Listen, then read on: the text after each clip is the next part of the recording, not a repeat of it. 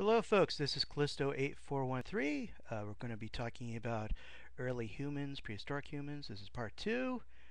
Welcome. Ooh. Not really a prehistoric skull, just a skull. Let's start getting into a little focused on some of the subjects, then I'll get into fiction, and I'll get into DVDs and other stuff like that. Artwork. Exploring the Ice Age. How do we know so much about people during the Ice Age, or at least the animals they hunted and stuff like that? Their artwork. Artwork is very important because Cro-Magnon did all this art. They assumed that he was the most intelligent of all the early humans. You know, why do you have art? Spiritual reasons, religious reasons, comedy? It's pretty hard to tell. Now, the funny part is, lately, Neanderthals have been credited with artwork, which kind of throws a lot of history in disarray, because the problem was that early digs, when they found artwork, they're going Cro-Magnon, Cro-Magnon, Cro-Magnon, artwork, Cro-Magnon. Now they're like dating things more, the technology's advanced, and also artwork necklaces and stuff have been found in Neanderthal. They've changed the name, I think. Sites, and it means they have to reconstruct things a little bit. But artwork is a very important subject to people studying prehistoric man, because we still want to know why. What are they doing? What are they using it for? What's the importance to it? What is the mind thinking about? Is it true intelligence? Is it spiritual? Is it shamanism? When did intelligence start? Who started it? When did somebody start thinking? Was it the invention of fire? That's a question they're always asking. And therefore, they're always thinking about, who is intelligent? And unfortunately, some of the earlier histories, books, studies, artists, scientists, would focus a lot on man being the intelligent. So this is a book itself on the history of the history. Once again, art showing man upright and using tools, and women down on the ground, keeping the fire going and feeding the babies. Sexist. Sorry, it happens. It's history, sexism, going to happen. But trying to learn about mankind, especially early mankind, there's a little short introduction. Basically buildings and tools left behind, and there you go. Artwork again. Now, there is a lot of books out there. Some are a little funnier than others. This is obviously an outdated children's book. Once again, it does have a little information, though, little sidebars. But it's always nice to look, like I said, at the old ones, and oh my God, everything in here is furry. Even Neanderthal, I think, is furry in here. Yeah, Homo sapiens, of course, are not furry. But everybody who's crouched down is a female. Everybody who's standing has a beard and is male. So, sexism. I have nothing, once again, against children's books. You want to get into prehistoric North America? Hey, great. This is wonderful. And there's even a dog in there. So, they're showing timelines, mound people, the beginning of civilization. Early man. We're starting to talk about early man here. He's going from stone to metals. He's going from hunting, a gathering, to actually controlled gathering. He's getting into farming. Now, sometimes trying to learn about history is a little difficult. You're like, I don't really understand the concept. It's nice to show on text. It's nice to show a picture, but is there any way to actually deal with it firsthand? Yes, there is. Glad you asked. I have quite a few books because of my interest in prehistoric man and prehistory.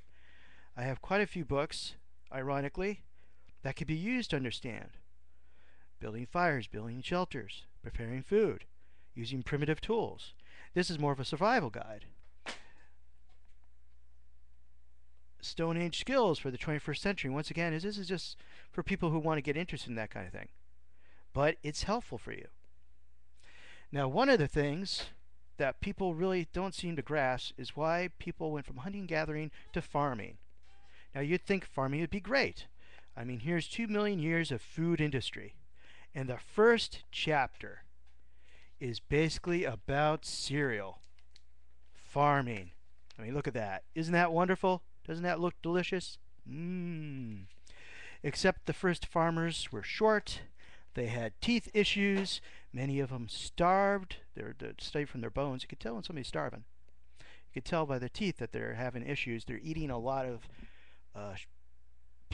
eating a lot of grain, cereal. Their sugar. They're getting cavity problems. Okay, they're getting a lot of cavity problems. Now, to let you get more into that, you'd probably want to do something like, well, see, there's a mill near where I live. Northern Virginia.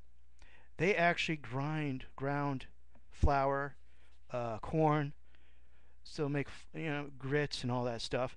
And to prepare it, if you want to eat it, you need to soak it so all the stuff floats to the surface. You skim it off, all the little pieces of wheat, all the little bug legs, And even after you eat it, there's still going to be grit in there. There's still going to be pieces of bones, not bone, stone and all that, and your teeth's going to wear down. Early farmers.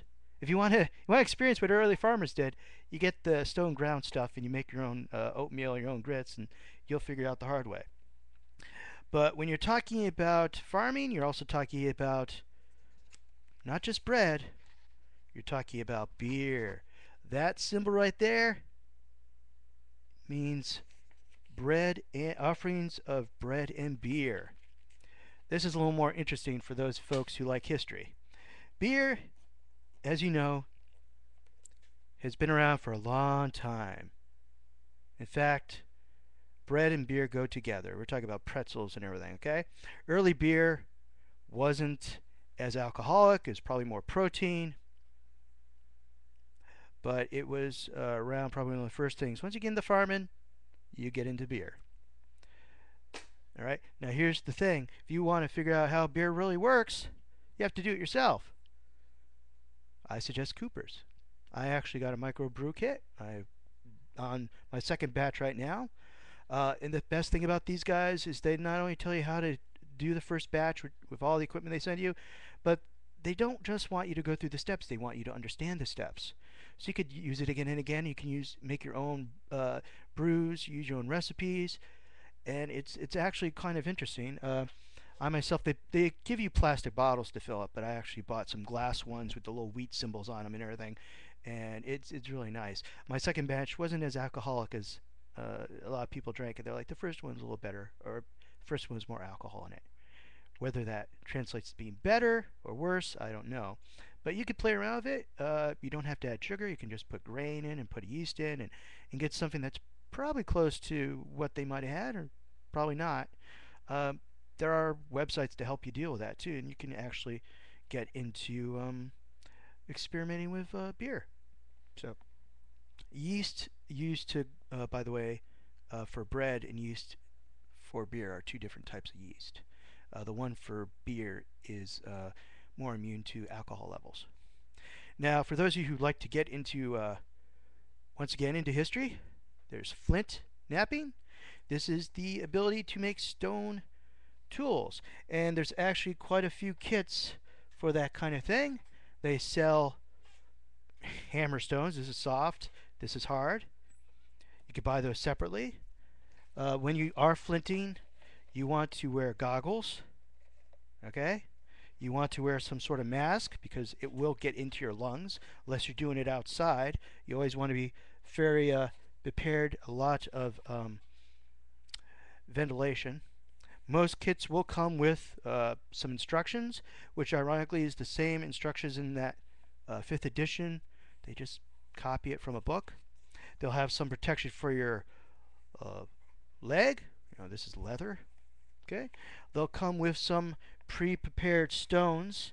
What I mean by that is that a lot of stones have flaws. They're going to have fractures in them, and if they heat them, bake them, if there's moisture, they'll crack, they'll explode. It's better they do that before they send them to you, because if you're going to whack these things and there's a fracture in there, they're going to explode, or they're going to at least shatter, and you might hurt yourself. You also want to make sure to have something on the carpet or floor when you start working on these things. These don't look very impressive, but actually when I was collecting them earlier for this video, I actually jabbed myself, and I made a very masculine noise. A lot of them also come with their own little strikers if you want something softer and more control. This is to actually polish it, but also this is to be worked on if you ever get into flint knapping, to take off some of the pieces off so you get a better surface. It's actually quite evolved, it's quite involved, it's quite expensive if you want to get into it. I myself am not very good at it because I only play with it every once in a while when I have the time. If I was doing this 24 hours a day, 7 days a week, I probably still would not be as good at it as some experts. I've talked to some of them. There was guys in Virginia, Jamestown, other areas where they have not only colonial but Native American areas that reenactors and all that stuff. And I've been told you could do a lifetime of that and you still wouldn't get it all done. Okay, now for fiction, and I'm going to go through this kind of fast because we don't have a lot of time, but Clan of the Cave Bear, well known, has a movie about it. Quest for Fire, I would suggest getting the movie. It's actually, at the time it was made, they're talking about how there are multiple races of humans, and then that went out, that faded out, and that wasn't a fad anymore. Now it's come back to this again. They actually think that's more accurate. Dance of the Tiger, written by a anthropologist who actually therefore knows what he's talking about. Okay. For those of you who are lazy, there is Flint Knapping on DVD. It's actually nicer to see how it's done. There is Prehistoric Man. There's a 3 DVD set. Really gets into facts, just the facts. Everyone's 15 minutes long, and it is really just the facts. Okay? Walking with Cavemen. There's more than one set, actually, Walking with Cavemen. This has different, they have actually 3 of them, and they're all slightly different setup for different audiences.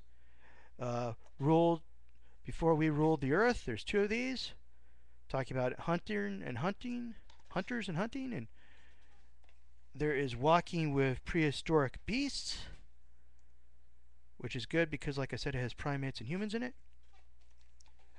And once you get into evolution, you can have, for example, I went to DNA consultants, and they were able to tell me exactly how much chance I was of being a Neanderthal or having Neanderthal genes, which was slim. Okay, guys, thank you for watching. This is going to be ending in a couple of seconds, so I'm going to turn it off now. Bye-bye.